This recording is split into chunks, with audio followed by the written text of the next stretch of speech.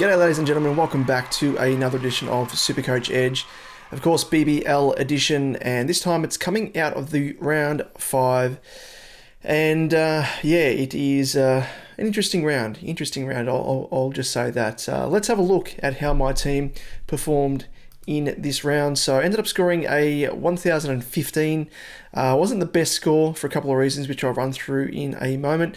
As you can see there, the season rank, I'm yo-yoing around about that 1K mark, which is frustrating. One week I'm inside the top 1K, the next week I'm out, and the next week I'm in, next week I'm out. So I've been yo-yoing back and forth. So hopefully as of next round, considering that I have been planning pretty, hard for this upcoming couple of rounds, hopefully it means that my rank can at least consolidate and go upwards just a little bit. So that's my rank there, 1,190th overall, and I ended up sliding out of that top 1,000 rank to the tune of 198 spots. So let's have a look at my team. Let's jump on in. And you'll see here from the get-go, and if you saw the previous video where I was running through my round 4 recap and looking at the trades that I was looking at doing heading into round 5, a little bit had changed, and you would have noticed that I was running through many different scenarios because it was kind of dictated by how players were performing in the early rounds. Of course, there was a washout that we had to contend with, which was on the cards, and as you can see there with Walter on the bench, had him there for that purpose because I knew there was a high chance that he wasn't going to play. The other option, which you'll see here compared to last week's team, is Josh Philippi is not in my team. I ended up trading him out at the last moment. That was for Nathan Ellis, and I opted to bring Ellis in a little bit early just because I was planning, of course, for the Hurricanes double game week, which is coming up in round 7. So I thought I'd bring him in early, especially considering that he is a very juicy price point. Unfortunately, it was only a 23. In fact, he had a -5 for no balls, wides, all that sort of stuff. That's the one sort of thing with Ellis. His bowling can be very, very good at times, but other times it can be very, very erratic. And as you can see there, even though he had 8 dot balls, it was hard to play at times. The fact that he was conceding runs through extras was frustrating to see. But that was kind of the one facet in bringing in Ellis. Was also the fact that because the Hurricanes played relatively early, it meant that I could sort of have a look at his score off the bench, and if he scored well enough, I could then loop him on. It kind of worked against me because my original plan was to put the emergency on Sanger and see how he performed. Of course, he performed better than Ellis with a score of 44. And then with the Renegades and Stars game being, looked like it might have been a washout, but at least being sort of restricted overs. It was restricted to 14 overs in the end due to rain delays. But I did have Tom Rogers here in the spot where you see Jai Richardson. And I was kind of running some numbers through my head. And Rogers, which I'll just bring up now, of course, the Renegades Rogers, he needed to make a break even of, what was it? It was around about 40 odd, I think it was. He ended up eclipsing that to the tune of 51 and went up 6.4k. And I was worried about him potentially losing cash and kind of being a spanner in the works with the Scorcher players that I'm looking to bring in for their double for this upcoming round. And as it turned out, I kind of talked myself out of it and thought that he might only get maybe 2 overs. If he was going to get the 3, of course, that activates the economy rate bonus, which he ended up actually doing because he did end up bowling the 3 overs. But I talked myself out of it, and I thought, you know what, points in the bank with Ellis's 23 is better than nothing. And I thought if it was going to be restricted overs, I thought maybe it could have been 10 overs aside if the rain delay was that bad. So as I said, just talked myself out of him and traded him via my last boost to Jai Richardson. And it's not the end of the world. I mean, obviously missed out on, 30 odd points there extra by opting for Ellis instead of rolling the dice with Tom Rogers. It does mean that, of course, I've brought Jai Richardson in early. I was always going to use my boost, my last boost for this upcoming round. So it's not the be all and end all. Now, the other trades that I did end up doing, let me roll through these. So Sutherland, I didn't really want to hold on to, but was forced to. The option was to trade him out early to, potentially, just keeping in mind with round 6 with the Stars and the Thunder being on their bye, I couldn't obviously bring in too many Stars or Thunders players. So I was kind of thinking about bringing in Webster, as you would have seen in my previous video. He was kind of like, I spoke about him as almost a guaranteed trade-in, and I kind of was looking at the bowling options for the Stars' first game, and the fact that they had so many bowlers meant that Webster wasn't going to get any overs, and I saw that from the outset, and I thought, okay, this is an opportunity to really capitalise on going against the grain. A lot of people were trading in Webster, and I thought, okay, well, his scoring's going to have to just come from his batting. And lo and behold, of course, he just absolutely smashed it with the bat. So that worked against me. And then with the restricted overs game against the Renegades, here I was thinking, okay, well, 14 overs aside, chances of him getting any overs at all are pretty slim to none, considering he didn't get any overs in a full, 20-over game in the Stars' first game. And lo and behold, he actually bowled an over and was able to take a wicket. So all of that was really, really salt in the wound there. Tried to sort of go against the grain, and you've got to take a risk now and again. And I think, especially when it comes to BBL SuperCoach, there's only 9 rounds of the season, and you've got to, as we saw with Andrew, the back-to-back winner in the previous week, where he put the VC on Webster and didn't opt to go with the majority of putting the VC on Maxi when he wasn't bowling, coming back from injury. And that worked. That worked for him. So you've got to read the tea leaves, and I did that with Webster. In an ideal world, I think it probably would have worked out if he went out early with the bat. Obviously, as I said, he wasn't bowling in the first game, so he could have ideally, had the opposite end of the spectrum when it came to his score. But it is what it is. He scored well, and good luck to those people that jumped on him, which was the majority. So that really hurts, I think, more than anything, because it means I've fallen behind the pack.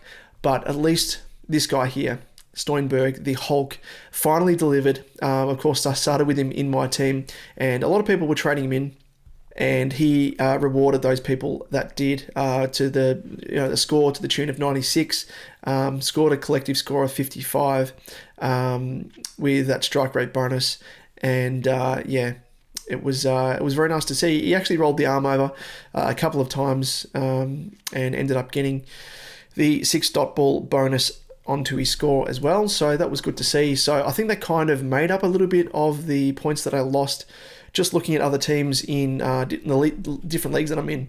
For those people that had Webster, a lot of people didn't have Stoinis, so I kind of made up the gap a little bit there and probably lost a net sort of, score of around about 50 points by not having Webster. So it is what it is. I rolled the dice on Steckity, just being, again, a pod, ran against the grain, and I thought there's a chance there that he could score well. Of course, I brought him in for the Stars double a couple of rounds ago, stuck with him, and was hopeful that he might be a little bit of a pod, but again, wasn't to be. He picked up a wicket in his second game, but really didn't pay off, unfortunately. So, and again, he was kind of the guy that I was kind of weighing up between going for Steckity or going for Webster. And if I went, sliding doors moments, I would have obviously kept Webster after his first double game, would have capitalised on that nice score, and then obviously had him for the double that we just saw in round 5. So a lot of sliding doors moments when it comes to BBL SuperCoach. So don't sort of be too hard on yourself. And yeah, as I said, you've got to kind of take risks at certain periods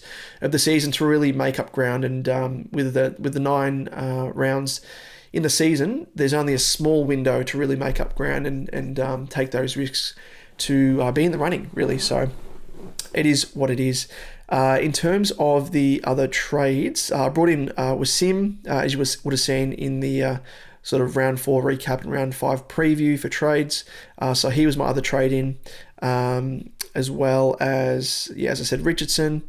Steckity already had, brought in Alice, and the other one was Inglis, of course. So Inglis was handy because it allowed me to loop on McDermott's score. That was always going to be the plan, no matter what really McDermott scored.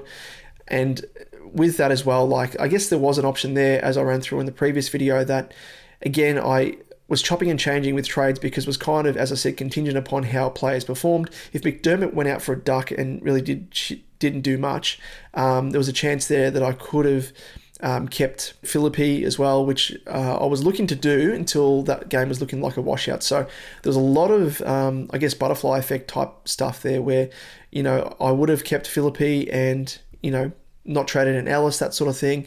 But the weather is playing a massive, massive part this season, and that's probably one of the more frustrating parts of this season, I reckon, apart from obviously those 50-50 calls. You get some of them wrong, you get some right, and it is what it is. But when it comes to the weather, and it really does, wreak havoc with your plans, because like I've always said, you've got to plan ahead at least, 2-3 weeks in advance, or 2-3 rounds in advance, which I've been doing, and keeping track of like break evens and stuff, and trying to work up a bit of bank as well, and getting the team value up there. But when you get stuff like this, which is sort of out of your control when it comes to the weather and washouts and stuff, it really is a kick in the teeth and hurts. So yeah, it is what it is. It happens every single season, but it just seems to be happening more frequently this season, and it's bloody annoying. Let's just say that, bloody annoying.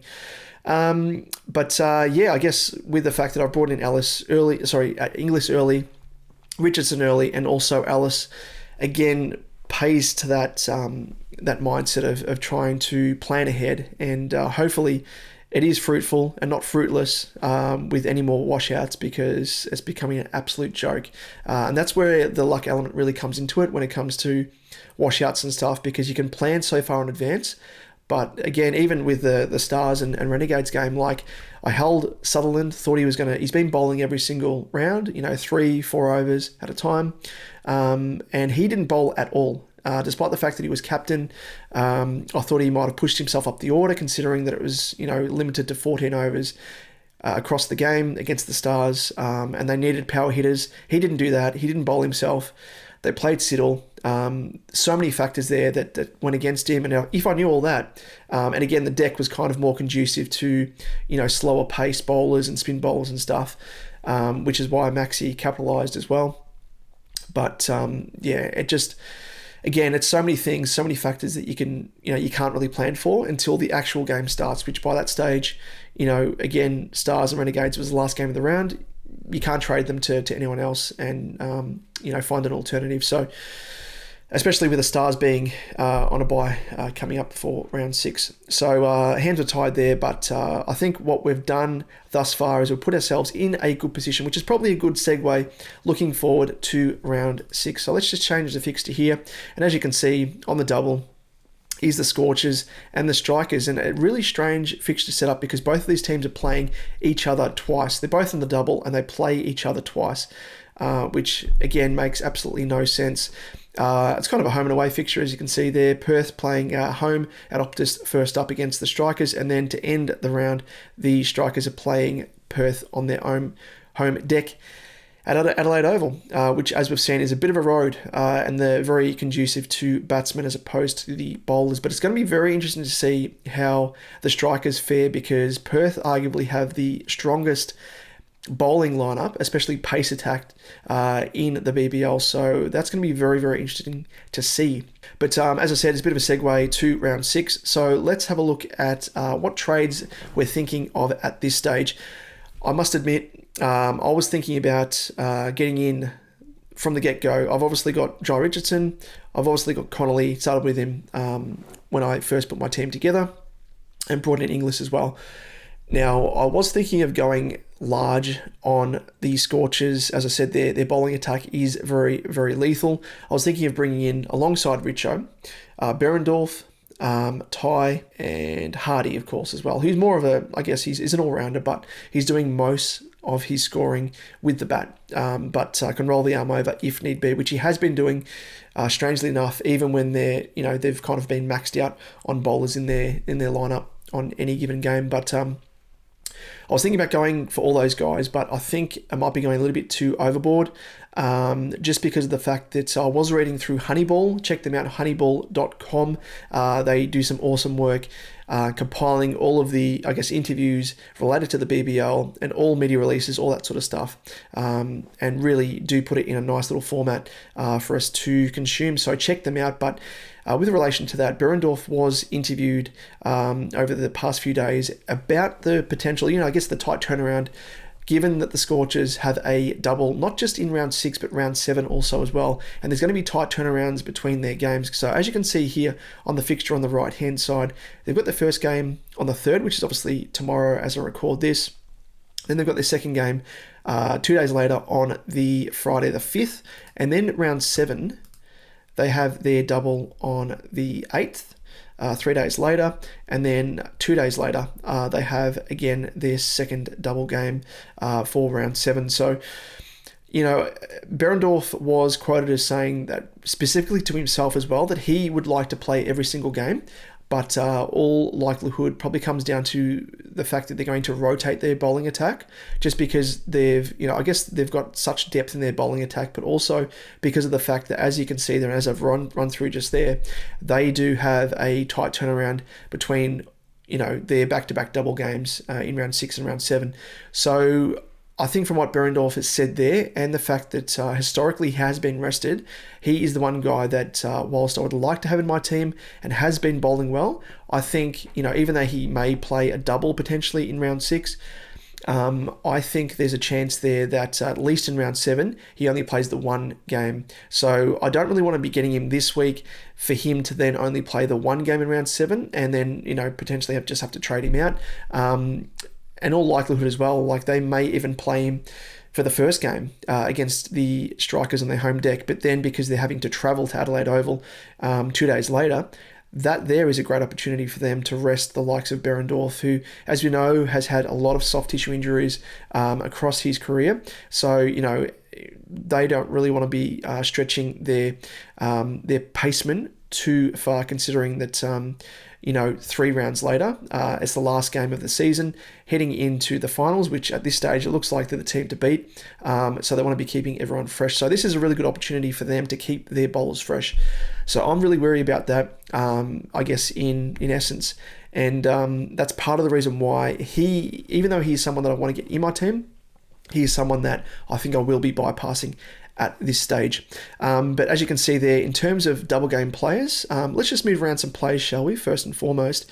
So Walter comes on in place of, let's just say, Maxwell.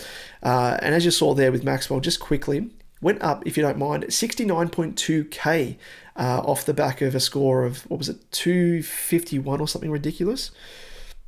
251. Just absolutely insane. The bloke that you want to be holding for the remainder of the year, even though he is on a bye for this coming round. You can potentially trade him out, but you're going to have to find a way to trade him back in. There are ways to do it, potentially, but again, he's someone that I think I want to hold, just to allow me a bit of flexibility to hold my trades and not really have to use a trade to bring him back in, which could be used to bring in a double game player over the coming rounds. So Walter, he comes on. Don't worry about the VC and the Cs at this stage. I'll roll through them in a moment. And on comes Ellis, the new recruit. Of course, Stoinis has the buy as well, so I'm going to have to pull some DPPs here. So Steckity I don't really want to keep, but he's at that price point where it's not really going to or give me too much benefit in trading him out at 92.6k. I'll look to potentially move him on coming out of his buy. Got to put Shorty back on, and that is pretty much that. McDermott I can't switch because I don't have Philippi anymore for that DPP switch. It is what it is, but I'll be looking to obviously play McDermott the very next round, in round 7, so I might potentially have to bring or trade maybe a Matty Wade or someone in for the Hurricanes double in round 7 to, I guess, switch things around. But it is what it is for the time being. So looking through the double game players for this round, we have, before trades, of course, Inglis, that's 1, 2, 3, 4, 5, 6 double game players, and we have 3 trades up our sleeves now. So the guys that I want to move on, I think Sam's has been really, really good. I'll look to bring him back in potentially after he's had his bye. Sutherland I want to get rid of now. He's lost cash for us. He didn't really serve us any purpose. As I said, didn't bowl and hardly bat. He's kind of been a little bit of an annoyance. So he's definitely one I'll be trading. So that's 2 trades. And then the other one will be, I think, Wasim at that 120.4k. I want to be keeping Sanger, I think, for the time being. The thing with the like ideally it'd be good to keep Sam's as well, but I need players at the higher price point to afford the big Scorcher guns. Saying I don't want to be getting rid of really either, because of the fact that the Thunder have their double in the very last round. So yeah, he's someone that I want to keep, and that's probably part of the reason why I want to keep Sam's, but I can't, so it is what it is. So let's go ahead and activate these trades. So Sam's is out, Sutherland is out, and Wasim is also out. We're going to have to swing some DPPs here, I think, because I want to get a hold of at least one bowler that I've got my eye on for the Scorchers, who hasn't been in the best form. But first up, we'll get Aaron Hardy back into the team. I started with him in my team, my starting team, for the season, and he absolutely killed it, and didn't really want to get rid of him, but had to, because I had to afford the big guns like Sam's and whatnot.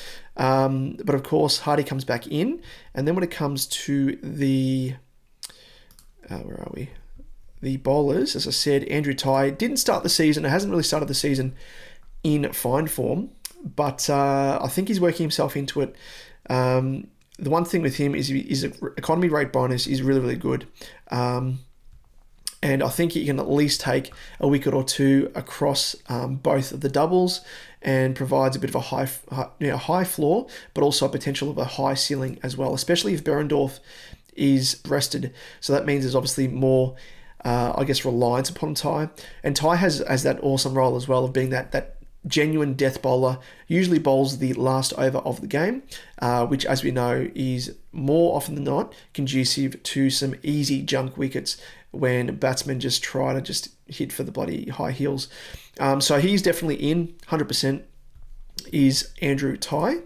A bit of a bonus as well, as you saw there. Sorry, let me just go back into him. He's actually dropped 34.4k over the course of the season, just because he started with a really high break even. So yeah, that's been a bit of a bonus. With if I was to just look at Behrendorff as well, his break even as well as 129. Of course, that is across both of those games, and it is definitely gettable. But the one thing I think with him is, apart from the fact that there's a high likelihood that he's going to be rested, it also comes down to the fact that his break even is quite high. So if you wanted to trade him out, going into round 8, there is a chance there that he could drop in price, which may go against you if you're trying to trade back in the likes of Daniel Sams and whatnot. So you've really got to work your finances as well. And that's one thing I've been big on for this season, to really help me afford all of these big Scorcher guns. So both of those guys are definitely in. And because I'm bypassing Behrendorff in all likelihood, I could potentially go for another Scorcher if I wanted to, like an Ashton Agar, as sort of that top spin option, number one spin option for the Scorchers. The other worry about the Scorchers, I should mention as well, is the fact that the Aussies have another test coming up. I think it's against the West Indies, and there's a chance there that the likes of Lance Morris, even a Behrendorff, but it might surprise, but more so a Lance Morris, a Jai Richardson, all these guys could be selected, even in the extended squad, which might mean that they don't or aren't available for upcoming doubles. I think you need to take the risk on a Jai Richardson, just because he is, in my opinion, the best pace bowler in the game. Kind of fell away over the past few games, but I think he's due for a bounce back, much like we saw with Stoyne. It always happens. It swings and roundabouts when it comes to BBL Supercoach, and he's the sort of guy you don't really want to miss out on, because when he's on, he is on. He's an absolute gun. So, but again, speaking to that, there's a little bit of uncertainty around the availability of some of these guys due to the Aussie side selections for the upcoming test. But that's by the by for the moment. Okay, so that gives us another couple of double game players. The other thing I want to look at is the upcoming doubles. We have Brisbane. This is for round 7. We have Brisbane, Hurricanes and Scorchers. All three of those sides have doubles in round 7. So you really want to be planning for those doubles as well. Of course, Scorchers are paramount because they've got back-to-back doubles, speaks for itself. But I think you should start at least having a look at some Heat players and Hurricanes players, especially those ones that are bound to go up in price, and look at those early, and don't overload yourself on strikers and scorchers, just because of the fact that they play each other twice, even though they've both got doubles, of course. It's a very, very unique situation. But if you, for example, are overloading on, strikers batsmen, but also scorchers bowlers, it's not conducive to scoring, considering the fact that, if the scorchers play well, it means in all likelihood that the batsmen from the strikers you've got in your team get bowled out early and don't really, build much of a score. Whereas you'll obviously benefit from the scorchers bowlers, but those strikers batsmen that you have aren't going to score well. So you really need to sort of strategically work out which players get into your team that aren't going to have what we call anti-correlation. So, the chances of you having strikers batsmen that score well as scorchers bowlers that score well, is a very, very hard middle ground to really hit. In all likelihood, one of them is going to score well and the other ones aren't, in terms of grouping together the batsmen compared to the bowlers. So for me, I've got more confidence in the Scorchers bowlers, just because I know that their bowling attack is quality. And I think especially on the first game at the home deck for the Scorchers, they're going to absolutely smash it, you would think. And I think the strikers that I already have in Darcy Short, Matt Short, the Messiah, and Overton, I think these are the three guys that I'm pretty happy with. And I don't think I'm really looking to bring in any other strikers outside of them. I know Lynn came out and smashed it in round 5, but again, it goes back to that point that I was just explaining. The chances of all of the batsmen in Darcy Short, Matt Short's more of a, everyone should have him anyway, because he's one of the best all-rounders in the game. But when it comes to Darcy Short, chances of him rolling the arm over, or at least even taking a wicket, pretty slim, really matchup dependent. But if you look at him just purely as a batsman, and then also Lynn as a batsman, and you've loaded up on the likes of Jai Richardson, Ty, Berendorf, maybe Agar, there's more likelihood of one of those being good and the others being shit virtually. So that's part of the reason why I don't like loading up on Lynn as well as the Scorchers bowlers that I've got. It may work out. Maybe, the likes of Ty and Richo can take some nice wickets, and Lynn survives outside of their overs and was able to score. But for me, I think there's a likelihood there's going to be a crossover there where, there's a chance that he goes out cheaply, whether it's to Ty, Richo, Agar, Berendorf, remains to be seen. Even Hardy if he rolls the arm over. But I think, I'm more comfortable in bypassing Lynn and I guess spreading out my opportunities for scoring with the likes of Ty, Richo, Hardy, and the like. So that's kind of my thinking behind that. But if you want to go for Lynn, it's totally up to you, and I wouldn't begrudge you in any way if you were. But again, probably comes to that recency bias, I guess you call it. A lot of people jump on players off the back of them having a massive score. It's just human nature. It's what happens. And I think there's a chance there for me to potentially, I guess capitalise on this. Lynn is already the 5th most traded in player outside of all these players here. So yeah, again, speaks to that point. There's a chance there to potentially go a bit of a anti-pod, I guess, or pod in not selecting Chris Lynn, especially considering the strikers have, if the strikers were in the Scorcher position where they had a back-to-back double game in round 6 and round 7, there's a chance there and probably more likelihood to select Lynn, considering that he's got 4 opportunities across 2 rounds to score well. Whereas with the Scorchers, they've obviously got that opportunity with the 4, games in 2 rounds. So that's kind of my explanation on things and part of the reason why I am fading Lynn. But again, back to that point what I was talking about in the third trade, I think a lot of people should be looking to use on either a Hurricane player or a Brisbane Heat player. If you've already overloaded, I guess, when it comes to the Scorchers, which I think I have, by having 1, 2, 3, 4, and 5 Scorchers. I don't think I want to be going any harder than that. I could potentially, but again, you don't want to be overloading on bowlers because the chances of all your bowlers, having an even spread of 2-3 wickets across all of them is pretty slim. So I think you should kind of a scattergun approach it like this without overdoing it. You might miss out on a player. You mightn't select a player in your team that scores well. It is what it is. That's just the nature of SuperCoach, unfortunately. But I think this opens up the opportunity for you to select another player that might score well, but also a player that you could use off your bench to loop if they play early in the round, which for me is where my thinking is going.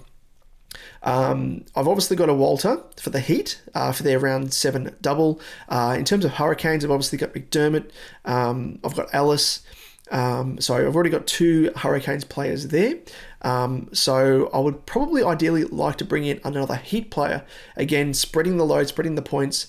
I could potentially bring in a Meredith maybe, but at this stage, I don't know if I will. I think I'd be more comfortable in bringing in a Heat player, considering that they play the first game of round 6, if that makes sense in terms of my thinking. So I'll be putting this Heat player on the bench and then using one of either Steckity or Sanger to loop on their score. So just to show you visually what I'm thinking, I'll put Overton back into the batsman category and we'll change this to Heat.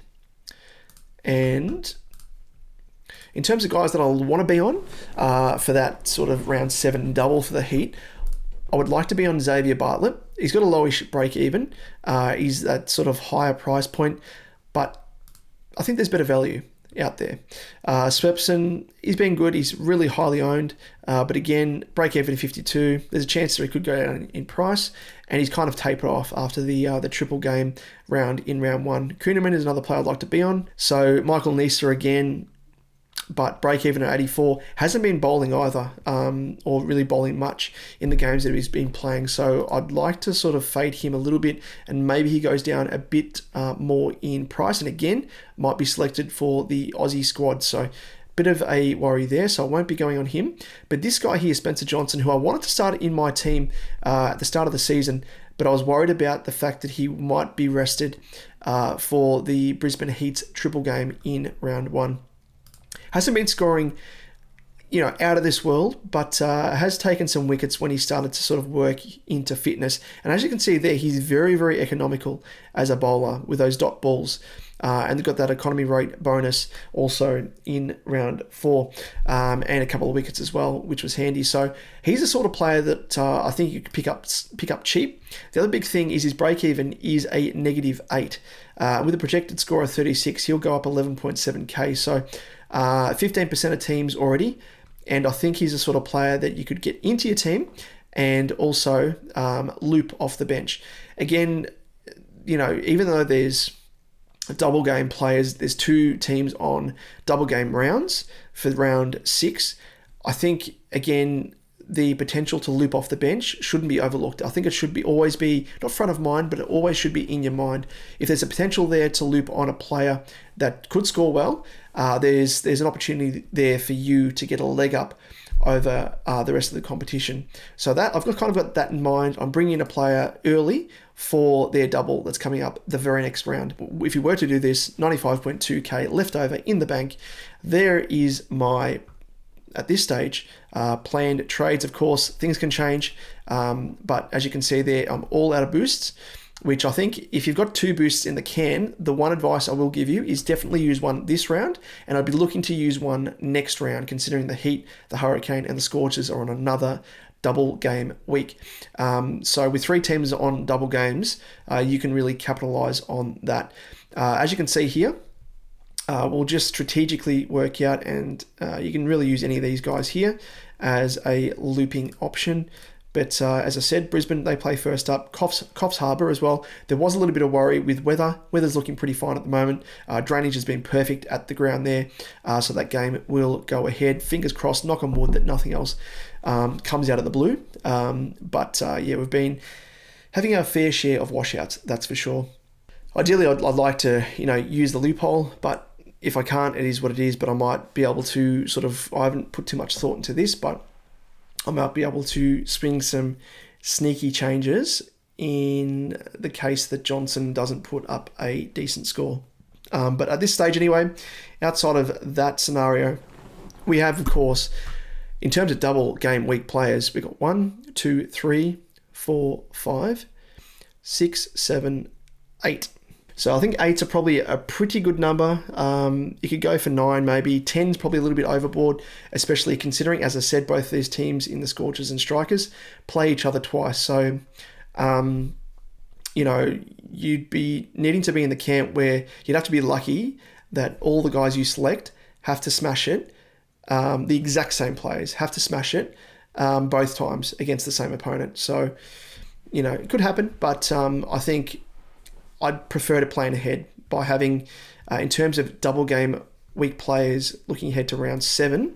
So I'm probably jumping the gun here, but for those people that like to plan ahead, and again, I'm really big on this, and I think a lot of people should be, this kind of gives you a bit of an insight into the way that I do things. But for round 7, I've already got, in terms of double game week players, I'll be having 1, 2, 3, 4, 5, 6, 7, 8, 9 already without any trades. So that seems like a heap. Is that right? 1, 2, 3, 4, 5, 6, 7, 8, 9. Shit, there we go. So I guess off the back of that, what it does mean is that I can potentially use 2 of the trades to bring in, again, another couple of double game week players, but also bringing Sam's back into my team, meaning that, let's just have a look. Sam's, he plays middle of the round, so I'd be comfortable enough to play Sam's, and then obviously play Matt Short as well. So, ideally it'd be good to maybe use one of the trades to bring in another double game week player, and then use for the 10th spot, 11th spot, I could use Matt Short or Daniel Sams. I'll have to work that out when I come to that bridge at the conclusion of round 6. But at this stage, again, in a good position, and there's looping options, I think, for round 7 coming up anyway. So that's pretty much where I'm at. Happy with it enough. I think it's a nice sort of spread. In terms of VCs and Cs, I think you're probably safe. So there's a couple of options here. I think it's pretty obvious that at the very least, the Scorchers players, you're going to want a VC, or at least C. For me, Jai Richardson is that sort of player that I think is an absolute gun. Can't speak highly enough of him. I know he's kind of, in the previous couple of games, he struggled. But yeah, again, there's a bounce back game there. And I think if he is more of a pod, that could work well. So I think for me, I'd pop what could I do? I'd probably put the VC, if it's going to be someone in the first game, the Sixers and the Heat, it'd have to be on Walter. But again, he's going to have to go massive, which I think he did, 152. So yeah, there's potential there for him to do it. The other option is, of course, I think there's going to be those people that go for Richardson and those people, or maybe a Hardy, and those people that go for Matt Short. I think Matt Short is probably the safer bet, considering that he is the genuine all-rounder. Richardson, yes, he's an absolute gun, and yes, he may take a whole heap of wickets Optus, but at Adelaide Oval, different deck, as we know, more conducive to batters in recent times, maybe he doesn't bowl as well. So maybe it is safer to go Matt Short with the VC, and then putting the C on a Hobart Hurricane or a Renegades player. But I think you have to choose. So yeah, for me, I think it's going to be Matt Short, and that's pretty much it, I think. So I might just put the C on him. Just put the outright C on him and have a bit of confidence in him. But that's pretty much it for this, I guess, round 5 recap and round 6 preview in terms of trades. Let us know what you're doing in the comment section below. Of course, if you have any comments, questions, all that sort of stuff, hit us up down below, or you can alternatively tweet us at SuperCoach_Edge. If you don't follow us, give us a follow. And of course, if you haven't subscribed to us yet, give us a subscribe. Over the coming days, we'll be doing a video. We will be doing our 1K subscriber celebration giveaway. So look out for that. And it's not too late to subscribe, of course. So there will be some conditions to how you can get involved in that and participate. Pretty easy. It'll just be literally commenting beneath the video, but just a heads up for that. If you want to get involved, all you need to do is subscribe, keep a lookout for that video, which of course, as I said, will be happening over the coming days. But of course, this video has gone on for long enough, and if you have any questions, let us know, of course. But until next time, we'll catch you same time, same place. We'll see you then. Cheers.